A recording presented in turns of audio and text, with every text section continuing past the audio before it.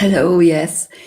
Today is the eighth day of our cleanse for 2112, and you may ask why we're starting our second week. So you may ask why we're doing 3 weeks of this. Um, there's there's a concept that in many traditions that if we do something for 28 days, so a moon cycle, then it will be integrated in us. So for example, if we're used to brushing our teeth for 28 days, then we'll just continue doing that.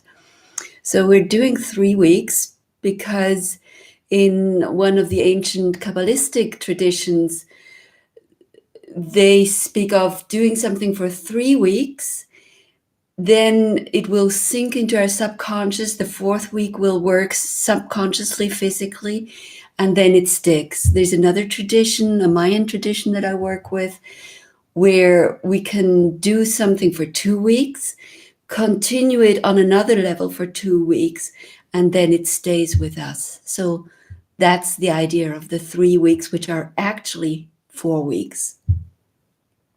So I don't know how you're doing with monitoring your thoughts. Well, I do know from some people. Thank you for those who are sharing your process on emails and chats and on YouTube. And it's really exciting to hear how this is all working for you. So I've been monitoring my thoughts. That's the biggest, I think, step of cleansing. I've been minding my mind, and I've been pretty happy with how things have been going. I'm not perfect, but it's pretty good. And then I noticed, well, last night I had a dream, and I noticed that there was some subconscious stuff going on. So this dream was of a child, a girl, 3-4 years old, with her mother. I didn't know them, and they knew that the girl will be finding a family for adoption, and the girl may not ever see her mother again. And both of them were absolutely fine, absolutely happy in this situation. But me, I was worried. I was wondering, was this going to be okay? This is a completely new world. Would the new parents be fine? The girl, though, it was almost as though she already knew how this would turn out. It was almost as though she had already already lived her future. And similar for the mother. And I really had to focus in the dream that I wouldn't influence them with my doubts and worries about their future. So worrying, not trusting the future, not trusting the universe, and the ancient ones, they always say you've got to be able to trust yourself before you trust anyone else. And I never quite completely understood it. I just listened to it until one day I had this experience where there were about 50 people standing around a fire in a circle. And one man, tall man, he stepped into the circle and he started speaking. And he asked me to come into the circle and stand next to him. Now, my experience with this man had always been sort of ambivalent. Sometimes it was really positive and sometimes it wasn't. And so I was standing there wondering, do I step in? Do I not step in? What do I do now? Is this going to be a good experience, or is it not going to be a good experience?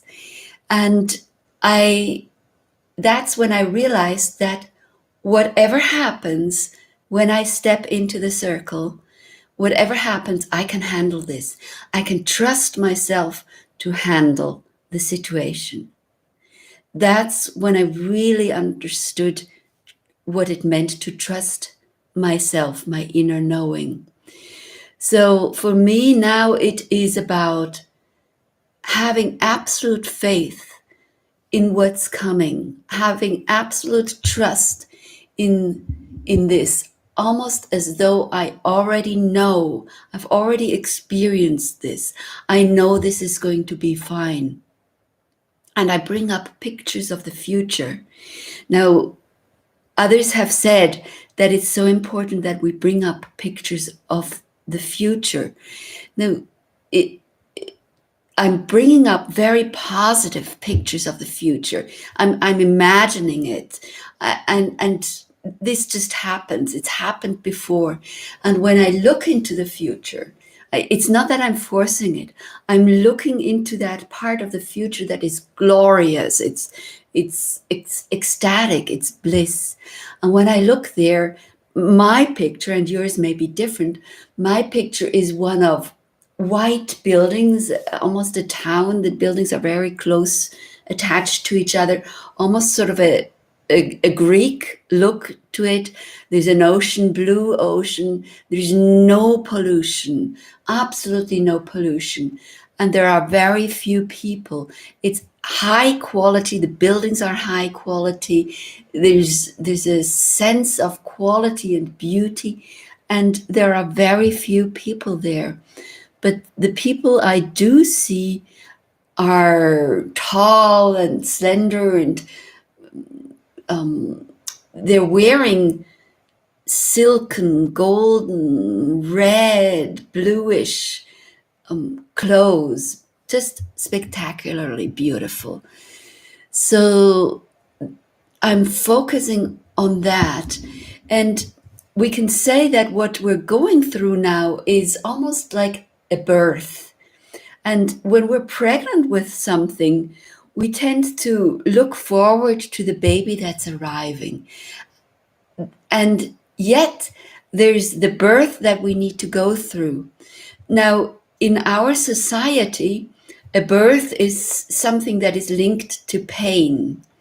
And pain has different sides to it.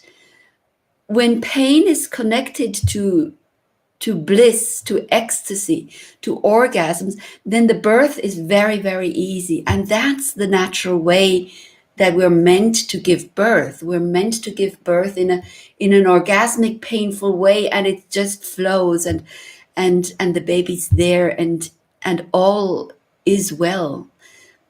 Yes, and that way of giving birth is not known anymore. Nowadays, giving birth is linked to subliminal abuse, intrusion. It's linked to pain. And pain, that's another thing. Pain is also linked to complaining. When we're complaining, it's painful. Everything gets heavy. So avoiding complaining and focusing, cleansing our mind, minding our mind, monitoring our thoughts, looking at the baby, the beautiful baby, the new world, because it's a completely new world. When the baby's there, everything changes. All of a sudden, you're responsible. You're the mother, you're the father. You've got new responsibilities. It's almost like the dream I had of this 3-4-year-old girl going to a completely new world, and the old world is gone. And maybe that's what we're going through now. It's a completely new world we'll be entering, and the energies for that are set on the 21st of this month. Yes, so part of smudging. I love the way, Lauren, you're talking about smudging and standing out there with your feet on the earth.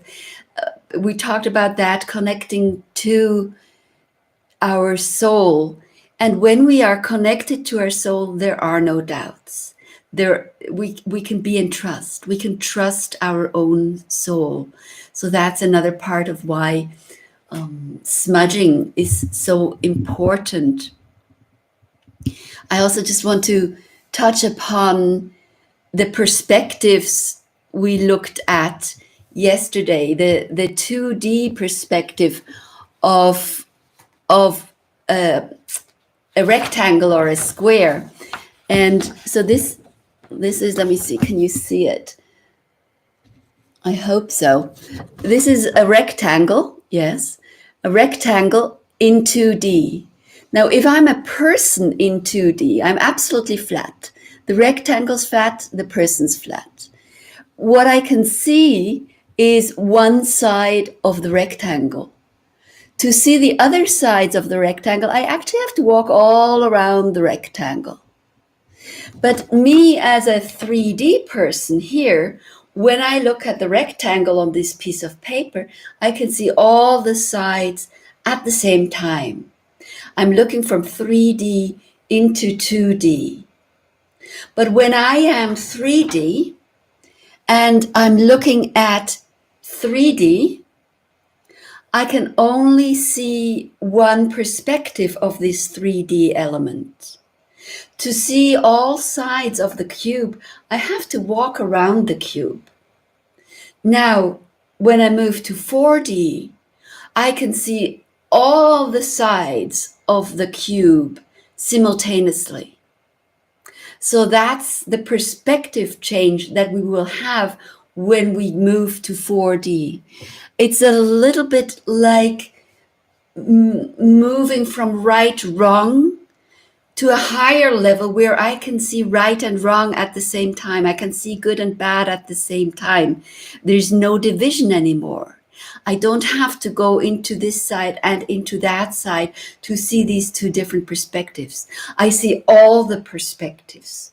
I see the whole because I'm on a higher level. Yes, worrying, back to worrying and trusting. Worrying is linked to the spleen, linked to looking at the future, looking at the past, not being in the now. It's linked to the stomach where we filter things, we start assimilating things, we start digesting things. So having trust, having faith, having no doubts whatsoever is linked to a settled stomach, a stomach that knows what it wants and what it doesn't want. Yes, that's all for today. Looking forward to hearing from you and speaking to you again. Hold on, there's a message from Gebhard. Trust your soul, but not all your thoughts. Absolutely do not trust your thoughts. If they are even your thoughts, they may not even be your thoughts. Yeah. This is why it is so important to know what you're thinking, because at least half the thoughts usually are not even your own. Yeah.